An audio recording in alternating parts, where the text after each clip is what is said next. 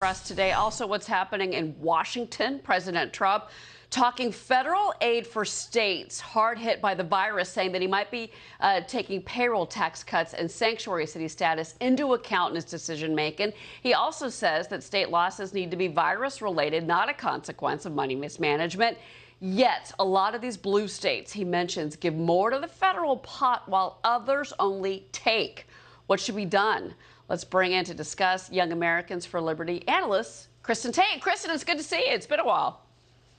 Great to be with you, Cheryl. So let's talk about this and these comments from President Trump. I mean, obviously the states, and Nancy Pelosi's been talking about this, getting money to the states. Andrew Cuomo having this war words with Mitch McConnell when it comes to whether or not the states should file for bankruptcy. What do you think is the right plan for states, blue states, that are struggling right now?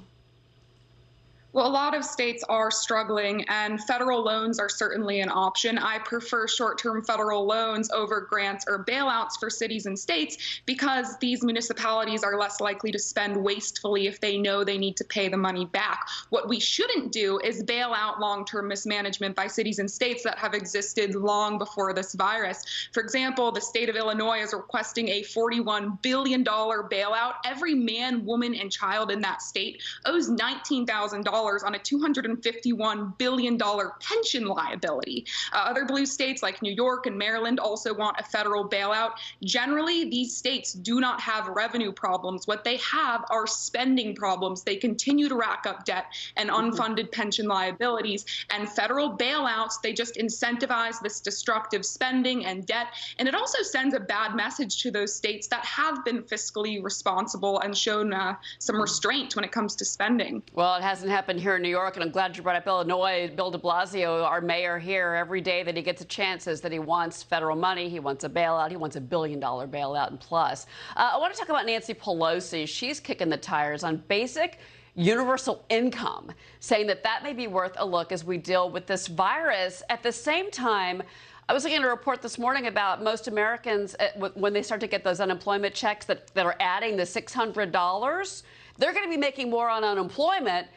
This is half of this is half of Americans taking unemployment are going to be making more on unemployment than they were at their jobs. And she's talking about basic income. Yeah, we have got to get the American people back to work. Of course, we need to do it in a safe manner. Sadly, many politicians, especially on the left, have seized this virus, this horrible pandemic, to push their political agenda and expand the size and scope of government.